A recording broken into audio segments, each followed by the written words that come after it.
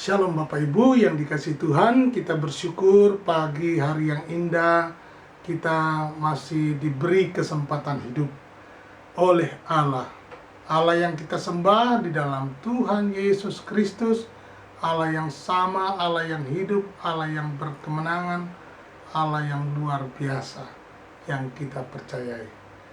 Pagi hari ini sebelum kita membaca dan merenungkan firman-Nya, mari kita berdoa. Terima kasih Bapa Surgawi buat hari yang baru. Kami sungguh bersyukur atas kasih setiamu. Kami boleh bangun pagi semua karena anugerah Tuhan, kesempatan hidup yang Tuhan berikan buat kami, untuk kami menjadi berkat dimanapun kami berada. Biarlah kiranya melalui pembacaan dan perenungan firman Tuhan ini boleh terus mengajar kami, memimpin kami, memperbaharui hidup kami, supaya hidup kami senantiasa dibaharui dari sehari ke sehari untuk menjadi berkat bagi banyak orang. Namamu dimuliakan. Terima kasih Bapa, di dalam nama Tuhan Yesus Kristus. Haleluya. Amin. Bapak Ibu, kita akan membaca di dalam 1 Timotius pasal 3 ayat 1-7. Firman Tuhan berkata, "Benarlah perkataan ini, orang-orang yang menghendaki jabatan penilik jemaat menginginkan pekerjaan yang indah. Karena itu penilik jemaat haruslah seorang yang tak bercacat, suami dari satu istri, dapat menahan diri, bijaksana, sopan, suka memberi tumpangan, cakap mengajar orang, bukan peminum, bukan pemarah, melainkan peramah, pendamai, bukan hamba uang, seorang kepala keluarga yang baik, disegani dan dihormati oleh anak-anaknya. Jikalau seorang tidak tahu mengepalai keluarganya sendiri, bagaimanakah ia dapat mengurus jemaat Allah?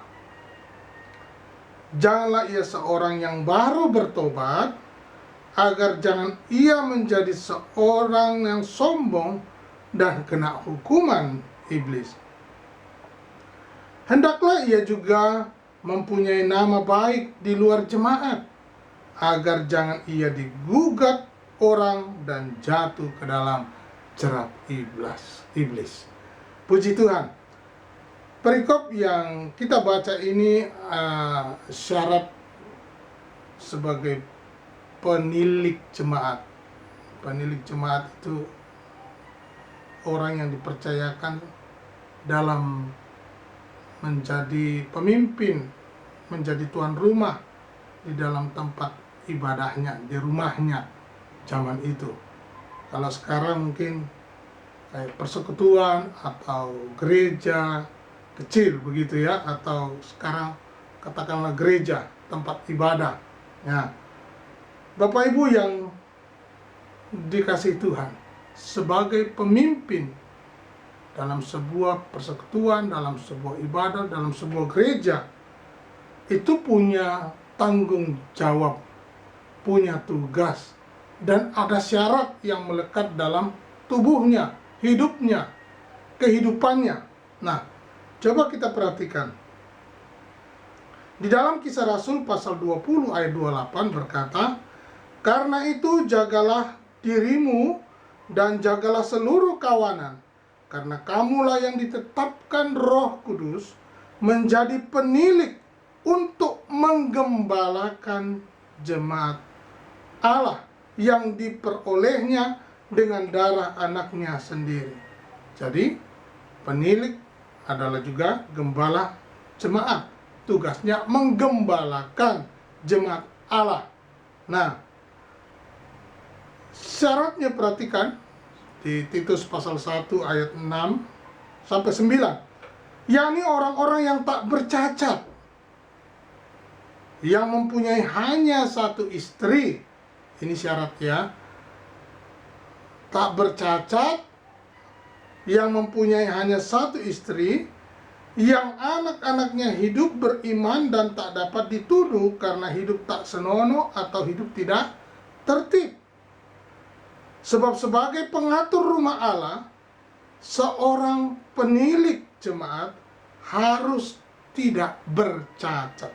Kata harus diperhatikan, ya. Tidak angkuh. Nah, ini dia.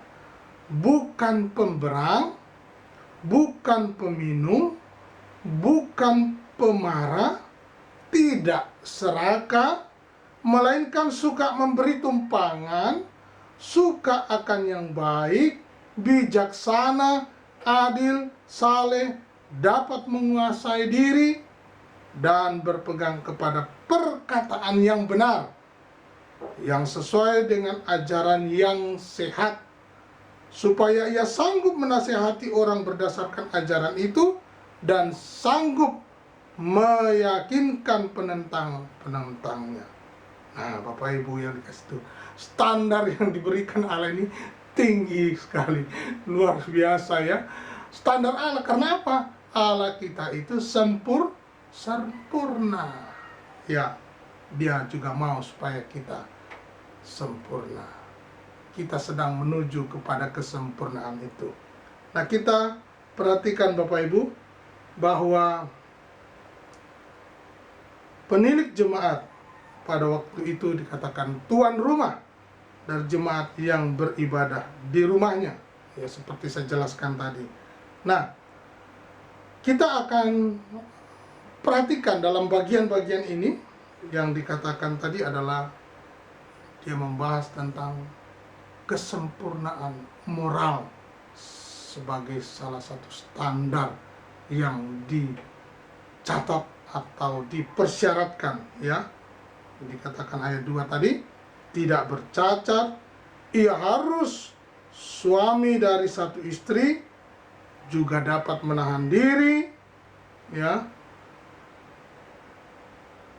atau emosi, ia juga bukan peminum, pemarah, apalagi hamba uang. Kehidupannya pun harus telah menjadi kesaksian yang baik di luar jemaat, supaya pelayanan keseluruhan jemaat tidak tercemar karena reputasi pemilik jemaat yang cacat. Yang kedua, ia juga harus mempunyai sifat-sifat positif yang tepat, bijaksana, sopan, suka memberi tumpangan, cakap mengajar orang, peramah dan pendamai. Ia juga telah membuktikan kepemimpinannya dalam keluarganya sendiri, ya, supaya ia betul-betul menjadi pemimpin jemaat, yaitu keluarga Allah. Nah, yang ketiga, dia dewasa rohaninya. Seorang yang baru bertobat tidak dapat menjadi pemimpin jemaat, ya, agar jangan ia menjadi sombong dan kena hukuman seperti di ayat 6 tadi. Nah, Bapak Ibu, saudara yang dikasih Tuhan, standar yang Tuhan berikan ini tinggi memang. Dan Dia mau supaya kita menjadi bagian dalam pelayan itu. Kenapa? Pekerjaan ini adalah pekerjaan yang indah. Suatu kehormatan daripada Allah. Nah, biarlah pagi hari yang indah ini kita mau dari perenungan dan pembacaan ini, kita menerapkan standar ini dalam hidup kita, dan kita mulai dari diri kita sendiri, dalam pelayanan kita, dalam kelompok kecil, supaya kehidupan kita memuliakan Tuhan. Tuhan Yesus memberkati.